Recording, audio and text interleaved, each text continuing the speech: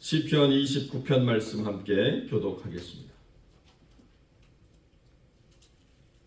구약성경 821쪽 시편 29편 함께 교독하겠습니다. 제가 먼저 1절 말씀 봉독합니다. 너희 권능 있는 자들아 영광과 능력을 여호와께 돌리고 돌릴지어다. 여호와께 그의 이름에 합당한 영광을 돌리며 거룩한 옷을 입고 여호와께 예배할지어다. 여호와의 소리가 물 위에 있도다. 영광의 하나님이 우레소리를 내시니 여호와는 많은 물 위에 계시도다. 여호와의 소리가 힘있으며 여호와의 소리가 위엄하다. 여호와의 소리가 백향목을 꺾으시며 여호와께서 레바논 백향목을 꺾어 부수시도다. 레바논 무시름으로 들소가지같이 일하시도다. 여호와의 소리가 화염을 가르시도다. 여호와의 소리가 광야를 진동하시며 여호와께서 가데스 광야를 진동하시도다.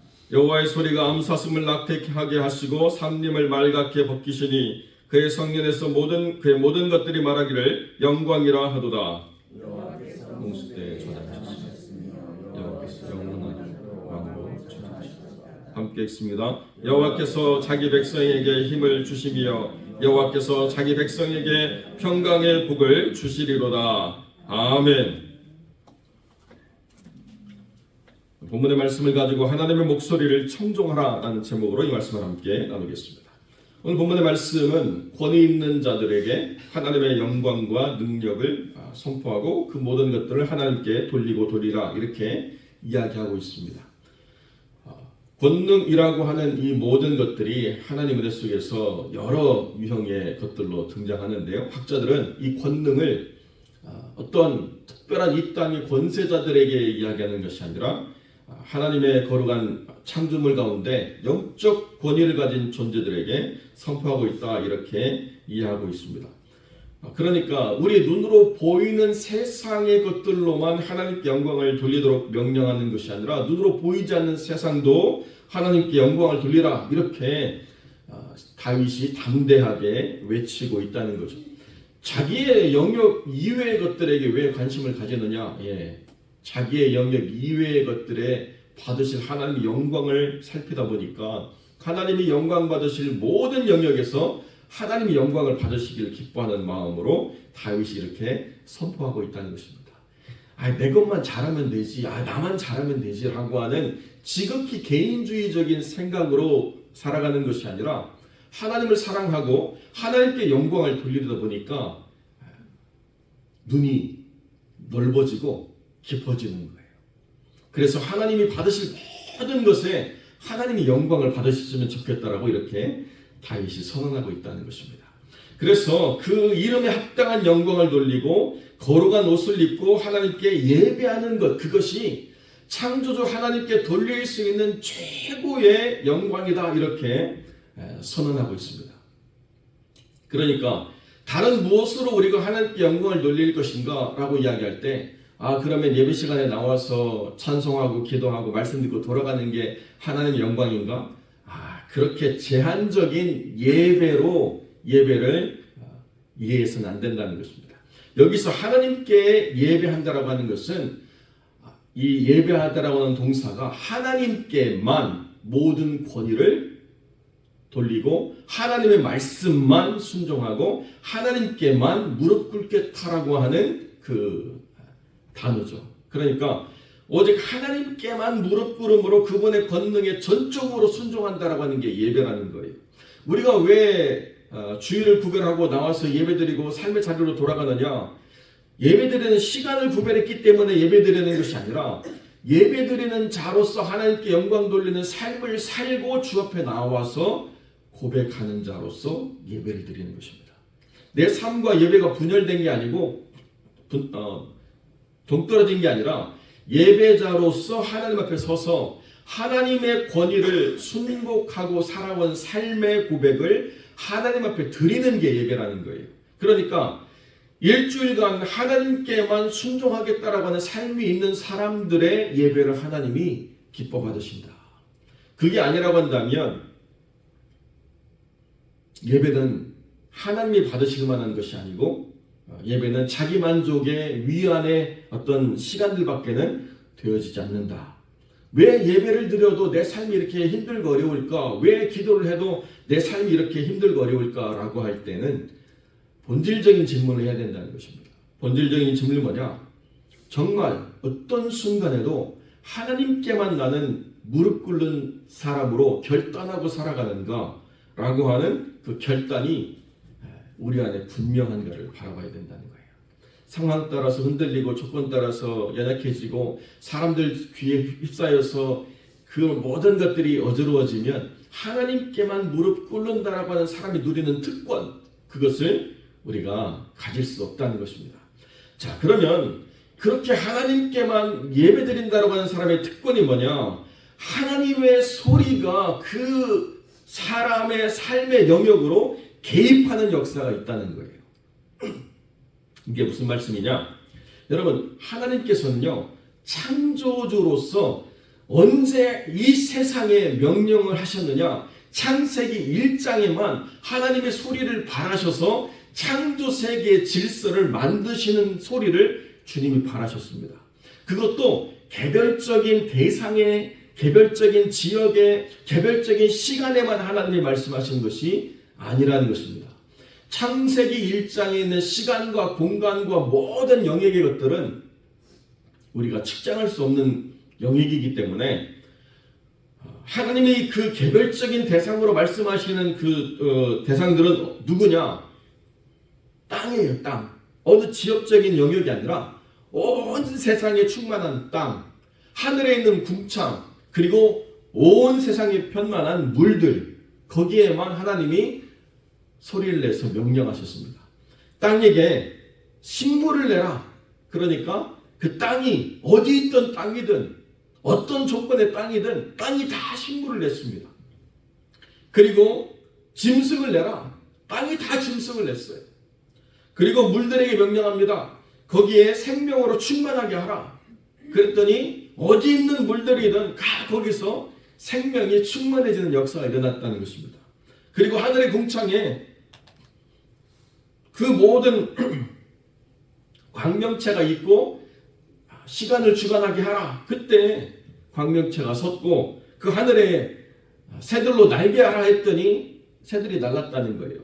그런데 지금 이 시편 29편의 말씀이 뭐냐면 그런 엄청난 그 창조의 매개체로서 땅과 하늘의 궁창과 물들이라고 하는 어마어마한 창조의 영역의 매개체들 이외에 하나님께서 굉장히 지역적인 사람의 영역으로 들어와서 레바논 백향목, 가데스 광야라고 하는 하나님이 선택한 백성들이 살아가고 있는 삶의 영역에 하나님의 소리를 발하시고 있다는 것입니다. 그러면 어떤 일들이 일어나느냐? 그 사람들이 위대하다라고 찬미하는 바다, 백향목, 높은 산, 이런 것들이요, 하나님의 소리를 감당할 수가 없어서 난리가 난다는 거예요. 이것이 지금 시편 29편 4절부터 10절까지의 말씀이 보여주고 있는 핵심이라는 거예요. 너무 거대한 하나님의 소리가 지역적으로 담아낼 수 없는 영역에 들어오게 되면 과부하가 걸려가지고 감당할 수 없는 그런 엄청난 사건이 일어나게 된다는 것입니다. 별로 이렇게 큰 감동이 없으시죠? 들어보지 않아가지고. 이게 하나님께서 선택한 사람들에게 갖고 있는 하나님의 마음이라는 거예요. 이 거대하신 하나님이 이 지역적인 역사에 들어오시는 이유가 뭐냐? 내 백성을 내가 지켜야 되겠다는 거예요. 내 백성을 내가 복줘야 되겠다는 거예요. 이 세계가 감당 못해가지고 막 난리가 나고 연기가 솟고 나무가 꺾여지고 짐승들이 낙태하는 그런 엄청난 두려움의 역사가 일어나는데도 하나님은 그 땅에 개입하시겠다는 거예요. 왜 개입하시느냐? 자기 백성에게 힘을 주시기 위해서 하나님이 개입하시겠다는 거예요. 자기 백성에게 평강의 복을 주시기 위해서 이 엄청난 하나님의 이 감당할 수 없는 이 땅의 이 좁은 자리에 비집고 들어와서 하나님의 역사를 드러내시겠다는 거예요. 이것이 지금 하나님 말씀하고 있는 하나님의 소리가 개입하고 있는 역사라는 것입니다. 그러니까 왜 하나님이 이 땅에 아무것도 행하시지 않지? 왜 내 귀에는 하나님의 소리가 들리지 않지? 왜 내 눈으로는 하나님이 함께 하신다는데 보이지 않지? 이게 얼마나 어리석은 이야기인지를 깨달아야 된다는 것이죠. 여러분, 제가 팬데믹 거의 끝날 무렵에 한국에 나가는데요. 그때 하도 세상이 흉흉해서 아이들이 그냥 너무 당황하거나 너무 감당 못하는 허둥됨이 있지 않기를 원해가지고, 남자들은 다 군대 가서 총도 만져보고 쏴보고 뭐 그게 총알이 없으면 고철덩어리라는 걸 다 아는데도 안 경험해보면 모르니까 아이들을 데리고 그 실내 사격장을 가가지고 딱 한 번 총을 잡아보고 어떻게 다루는지, 그리고 어떻게 겨냥하는지, 어떻게 움직이는지 메커니즘을 경험하기 위해서 한 번 가서 쏴본 적이 있습니다. 그러니까 제가 그 카운터에 가가지고 우리가 이렇게 총을 좀 빌려서 쏴보고 싶다 그랬더니 뭐 이것도 있고 이것도 있고 하면서 우리가 좀 가르쳐 주랴 막 그러더라고요. 그래서 제가 그랬어요. 내가 군대에서 배워가지고 안 가르쳐 줘도 된다 그랬더니 갑자기 이 세일즈맨이 Thank you for your service. 제가 미군 복무한 줄 알고 당신의 복무에 대해서 감사를 표합니다 그러더니 막 이것도 깎아주고 이것도 공짜로 주고 아주 굉장히 좋았어요. 그래가지고 하는데 아이들한테는 다 귀마개를 했는데 저는 막 그렇게 하는데 귀마개를 또 하는 게 폼이 안 나가지고 귀마개 없이 이렇게 실내 사격장을 들어갔습니다. 그랬더니 옆에 있는 사람이요, 조그만 권총도 아니고 이따만한 장총을 들고 와가지고 막 빵빵 쏴대는데요, 쏠 때마다 깜짝깜짝 놀래더라고. 얼마나 소리가 튀어가지고 나가지 못하는지. 그래서 다시 나와서 나 귀마개 좀 쳐라. 모양 빠지지만 끼고 다시 들어가가지고 아이들하고 실내 사격장에서 한번 사격한 경험이 있습니다. 우리의 귀가요 그렇게 대단하지 않아요. 조금만 소리가 커도요 감당이 안 됩니다. 제가 아는 장로님 한 분이 포를 쏘는 포병 출신인데요, 항상 소리가 커요. 왜냐면 항상 그 3년 동안 포병으로 포 쏘는 데만 있었더니 청력이 약해져가지고 자기 소리가 들리지 않아서 자기 목소리를 얼마나 키우고 있는지를 잘 모르시더라고요. 저는 박격포를 쏴봤는데요, 그 60mm 박격포는요 별로 소리가 안 커요.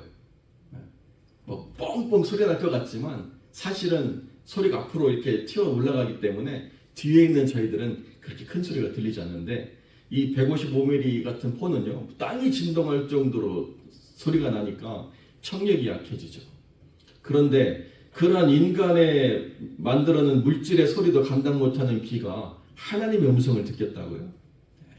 태양도 단 5분도 못 쳐다보는 눈이 하나님을 눈으로 보겠다고요? 이게 이루어질 수 없는 이야기라는 거죠. 그런데 우리가 전도하면 하나님을 내 눈으로 보면 내가 믿겠대요. 이 얼마나 참 하나님을 우습게 하는 소리인지. 하나님을 보는 순간에 그 육체가 보는 건 둘째치고 해결하지 못한 죄로 사망에 이르는 거예요. 그 하나님을 눈으로 보겠다는 게 말이 됩니까? 그러니까 우리가 하나님을 생각하고 제안하는 게 얼마나 어리석은지를 잘 모른다는 거죠.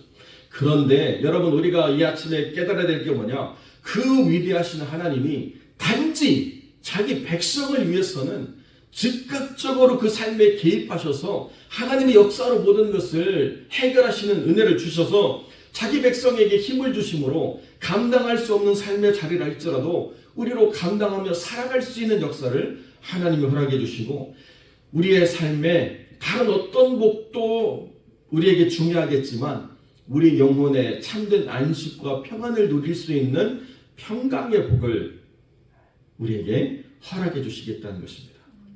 여러분, 평강의 복, 그러니까 화평과는 다른 단어 같지만 이게 피스예요.